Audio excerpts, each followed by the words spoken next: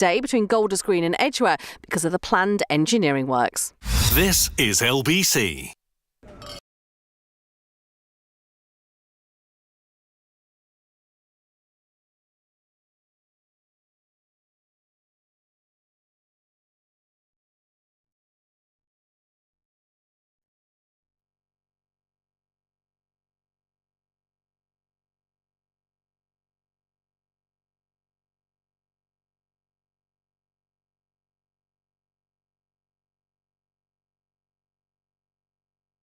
Call Nick Ferrari now. 0345 6060 973 LBC.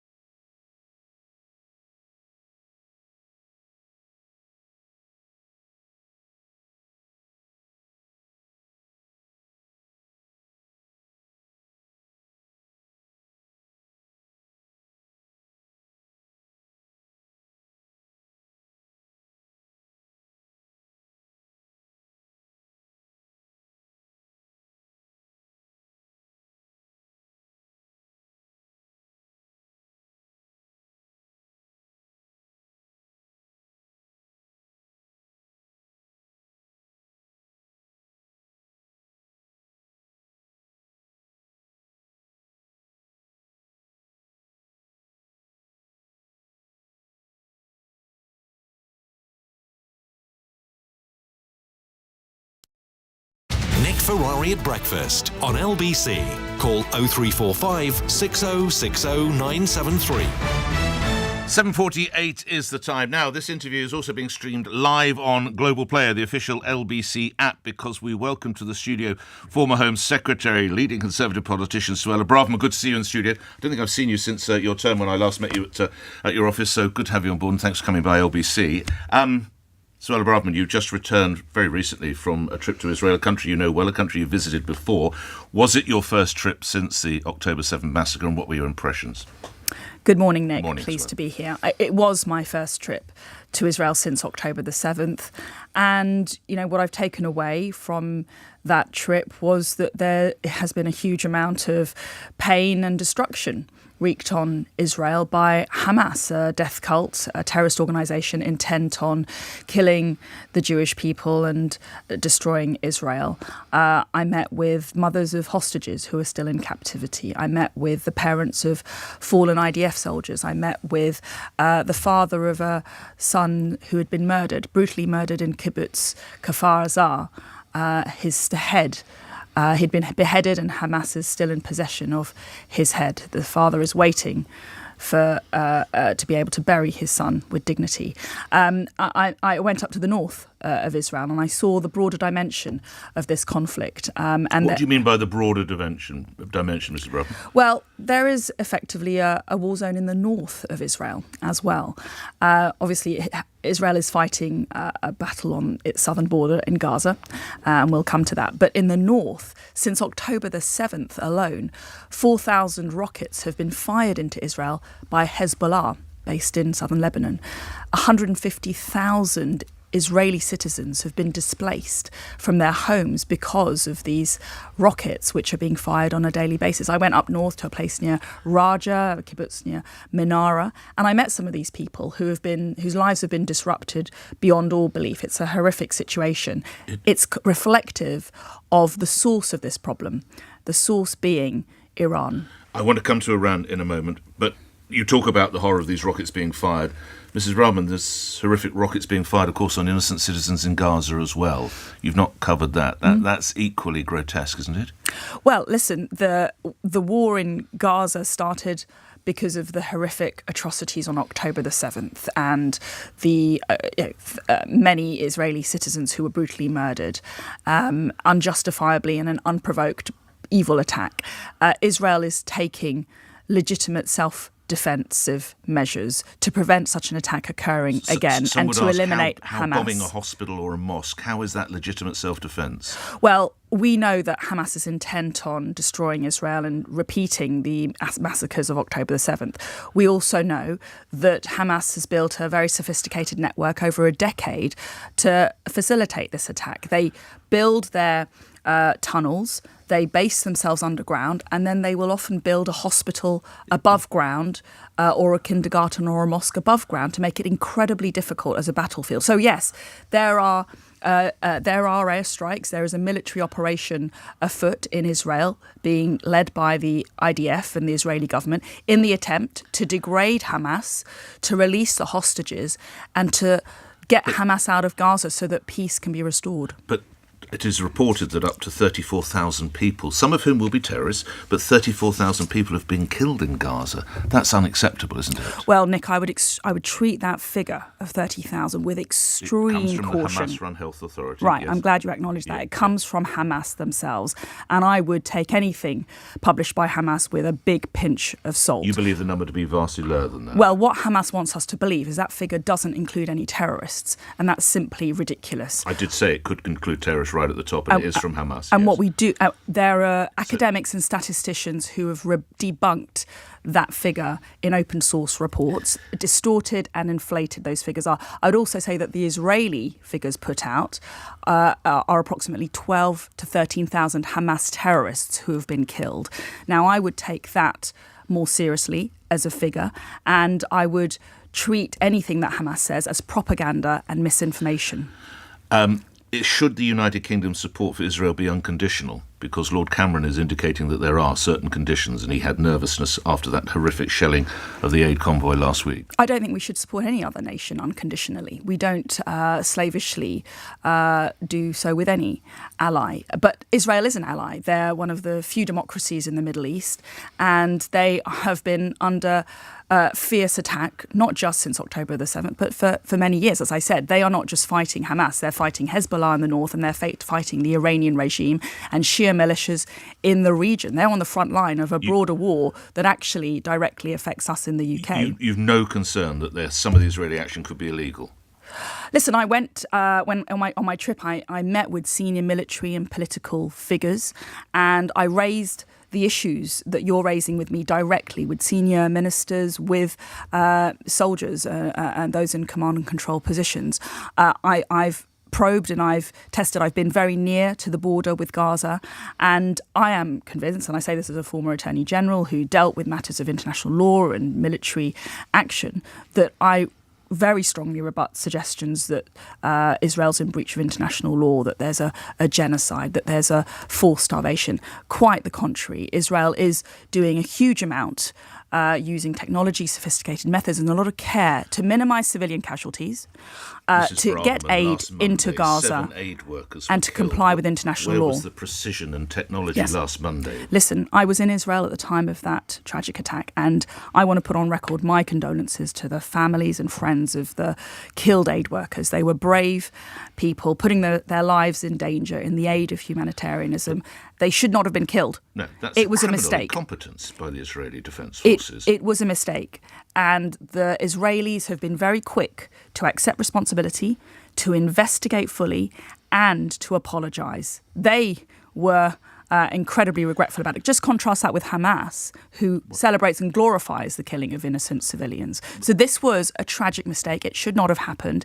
We've already seen the Israeli government come out, dismiss and reprimand those soldiers who are responsible. The reports which have come out demonstrate that there were errors in communication, procedure, sign-off. I'm not going to get into the detail, but there was a catalogue of errors which led to that tragedy. They are going to change their processes to try and ensure it doesn't happen again. But the reality, Nick, is that these tragedies happen in war, and innocent civilians, sadly, very sadly, will die. Should we still be selling arms to Israel, Mrs. Braverman? I don't think the fact that these tragedies happen is a reason to walk away from Israel and stop selling arms to Israel because of that broader battle that they are engaging with. Should the government publish the legal advice? Well, we have a convention in government that generally we don't publish legal advice. I know the word generally, by the way. And I would support that convention in these circumstances. You don't think we should see the legal advice? No, I don't. I think that the government needs to be able to behave with, in an environment where legal advice is confidential and privileged. As we've been talking, I wrote one word down because I could see how much you wanted to respond to it. That word is Iran. We saw an Iranian journalist stabbed, of course, last week. Is there a threat on Britain's streets from Iranian activities? And if so, what needs to be done? Absolutely. There is a risk that we are currently facing. Not only did that incident occur a few weeks ago, which has all the hallmarks of being supported by the IRGC, the Iranian Revolutionary Guard Corps, which is effectively the military wing of the Iranian regime. They are funding and supporting proxies to carry out targeted attacks on individuals on British soil. How do you know this? Well, we saw last year the Iran International, a dissident Iranian media organisation, had to shut down its operation because of unsustainable threats and risks posed to their viability and personnel associated with that organisation in the UK. We know that they fund and support Islamist extremism in the UK. And therefore, it really is incumbent now on the government to grow a backbone and take tough action in relation to IRGC, who I could describe as the chief sponsor of global terrorism. We need to prescribe the Revolutionary Guard Corps, just to explain to my listeners who they are. On you go, Mrs. Braverman. We need to prescribe the IRGC, the Iranian Revolutionary Guard Corps. That would mean that it becomes an official terrorist organisation. It would give our authorities clearer and more robust powers to arrest. Did you ever push to do that when you were Home Secretary? Well, I've been calling for it for some time, so and you looked at it when you were Home Secretary. It is definitely something that I support. It's something that I will call for continually going forward, and it's something really that the government must do if we are properly to deal with and minimise the enormous threat posed by Iran. They're developing a nuclear bomb. They are funding Shia militias such as Hezbollah, other militia groups such as Hamas, Muslim Brotherhood, Islamic Jihad, and their intent in the Middle East is to destroy Israel, to take over the Middle East, to fund and support Islamist extremism and terrorism in the UK. What are their ambitions in the UK? Further terror acts in the UK? Absolutely, yes. To what level? Well, as I said, individual attacks, such as this unfortunate journalist, or something on a broader scale? Well, there is evidence that they have been funding Islamist extremist groups in the UK, and that is reprehensible, and that's damaging our cohesion in society. That's damaging and harming our public safety. That's producing some of the horrendous scenes that we're seeing on British streets week in, week out. I know you wouldn't, and I know you can't, and I know you wouldn't dream of sharing information you learned as Home Secretary, but even I have read that MI6 would say that if we were to prescribe the IRGC, it could hamper intelligence gathering in the Middle East. I disagree with that. The head of MI6, DG of MI5, Ken MacDonald, has set out publicly that the UK authorities have thwarted several late-stage plots inspired and motivated by the IRGC in the UK. I don't think that we should gamble with public safety and national security. We need to take the steps necessary to minimise and degrade the IRGC's capabilities. Prescription is an important tool we can use. The Metropolitan Police currently has our terror threat level at substantial, Mrs. Braverman. That's the third, as you'll know, the third of 5 levels. Does that accurately reflect the terror threat from Iran or elsewhere? Yes, I mean, I trust the professional judgment in terms of the terror threat. That takes into account the multitude of threats that we face. The Iranian regime, as I say, funds, resources, and directs a lot of the Islamist extremism that we see on British streets in Britain and in our communities, I'm afraid. We've seen targeted attacks on individuals. I point to the case of Iran International. The incident recently bears all the hallmarks of an Iranian-inspired attack, although investigations are ongoing and unconfirmed. And I think, as we've seen, the US has taken action to prescribe the IRGC. The Labour Party is calling for prescription of the IRGC. The government's behind the curve here and really should, as I say, move forward quickly and take robust action to minimise this very serious threat that we are facing. Can I take you to another part of the world? The last couple of minutes we've got together, I'd like you to take to Rwanda. You might have had sight of the Times newspaper today. It has on its front page, housing crisis spreads to Rwanda. Homes for migrants are sold. This was, of course, something I think 18 months ago you thought was a dream that we would get people to Rwanda. Well, there aren't many of these many of these apartments left. Mrs. Braverman. Well, when I went to Rwanda approximately this time last year, I visited some of the housing complexes. Today, yes. Is where Wiza? Is that how I pronounce the Wiza? Yes. Wiza estate? Yeah, Wiza. Yep. Wiza, sorry. And the construction work was progressing steadily then. I'm disappointed to read that expectations have fallen and that the Rwandans are now selling off some of those properties, because the way the plan should work, and the plan that I put forward to the Prime Minister, was that we need to have a large number of flights going to Rwanda on a regular basis with a large number of passengers on them. Have you got an airline that will do those flights? Well, when I was working, I haven't been working on it now for 6 months, but we had consulted with several airlines and we had partners in the pipeline at the time. They were prepared to take these flights? Yes, they were. They were going to work with us. But the point is that I've got a fundamental disagreement with the government on the plan as it stands today. I do believe that we may well get a token flight with a low number of passengers on it to Rwanda. That's not deterrence. The only way we generate a deterrent effect to stop people getting on the boats and coming into the UK illegally is regular flights with hundreds of passengers on those flights being sent to Rwanda on a regular basis. I'm afraid the plan as it stands today won't deliver that. One of those obstacles, of course, is the membership of the ECHR. The Prime Minister hinted last week he was prepared to leave that. Do you imagine the Cabinet would allow that to happen? Do you see that ever happening? Well, listen, I mean, from my own discussions, I've been very... I was calling to leave the ECHR back in 2022. When I was Home Secretary, I was constantly urging the Prime Minister to take bolder action and go further. He did regularly disagree with me on many of the suggestions that I made to him. My view does still stand that ultimately to regain control of our borders properly and faithfully to the British people, we do need to ultimately leave the European Convention on Human Rights. We do that via Article 58 of the Convention. We have to give 6 months' notice to the Council of Europe, and then we're able to take back control of our laws, take back control of our borders, design a new domestic human rights framework that properly reflects the needs of the British people, but also enables us not to be dictated by a foreign court in Strasbourg. You know him. Do you think Mr Sunak would ever do it? Leave the ECHR? Well, judging from my conversations with him, he never agreed with me on the proposition that I just set out now. What's your view of how he's doing as the Prime Minister and indeed Conservative leader, Mrs Braverman? Listen, it's a very difficult job that he's got on his hands, and I don't envy him. And he's working hard, and he's a diligent man. I've been very clear, however, that the state of the party is not a good one, and I've been urging him for some time to change course. to take measures to lower legal migration, to take measures on hate marches and extremism in the UK, to take measures on national security and illegal marches, because that attracted a lot of controversy.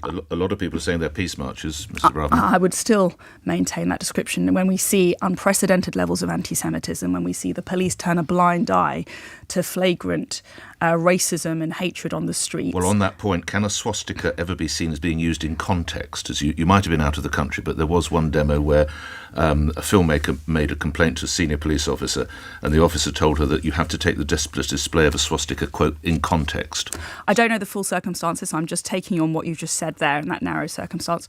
No, a swastika in any context is hateful, it is racist, and it is incitement. And I can't see any explanation that justifies the waving of a swastika on the streets of Britain. It's a shame. We've gone a little bit over time. Just lastly, the fate of the Conservative Party at the general election, whenever it might be held. How are they going to fare? I'm very concerned. I am very concerned about what poll after poll demonstrates. Listen, it's my job, and I sought to do this as Home Secretary, to speak honestly, to speak the truth, even if it may be uncomfortable. I owe that to the people who've sent me to Parliament, and I owe that to you. And so the honest truth is that we are heading for a defeat, to put it mildly, at the general election. I very much hope that we change course and that we improve the offer to the British people. Ultimately, measures on tax cuts, measures on migration, measures on national security and social cohesion and extremism are insufficient by this government. We need to go further. We need to demonstrate to the British people that we're on their side, that we're serious about stopping the boats, that we're actually serious about curbing unprecedented levels of illegal migration. And unfortunately, we haven't managed to do that. But you were Home Secretary. Why didn't you stop the boats? Well, the reality is, Nick, is that I put forward a plan that would have stopped the boats, and I wasn't allowed to deliver that plan by the Prime Minister. You cannot act unilaterally as a minister in the government. You always need cabinet support. You always need the Prime Minister's support. But you're a fairly forceful woman. How did he stop you? He's the Prime Minister. He ultimately, the buck stops with the Prime Minister, and ultimately he's the boss. So, how big a defeat are the Conservatives looking at? Listen, I've been very honest about it. Use the word catastrophic. I've got local elections in my area. We've been working very, very hard to maintain control. Conservatives run local authorities very well. They deliver good services. Yes. They keep tax low. Yes. But to the general election, how can I use the word catastrophic? Listen, at the moment, are you staring at catastrophic defeat? At the moment, I'm very, very worried about the prospect of a Labour government. I believe Keir Starmer would undo Brexit. I believe that he would increase migration willingly, not lower it. I believe that he's someone who can't define a woman and prefers to take the knee rather than stand up for British values. I'm horrified by the prospect of a Labour government, and I see it as my job to speak honestly and truthfully to my colleagues and to the country that we must do everything we can in our power to prevent that happening. And lastly, in the aftermath of a catastrophic defeat, would you put yourself forward to be leader of the Conservative Party? Listen, I'm not thinking about any kind of leadership campaign. There is the Prime Minister is in place. Absolutely. The Prime Minister, Rishi Sunak, is our Prime Minister. I fully expect him to lead us into the next general election. You've just given a passionate defence of the Conservative, a passionate cry why you don't believe in a Labour government. If the polls are to be believed, you might be looking at 150 Conservatives just left.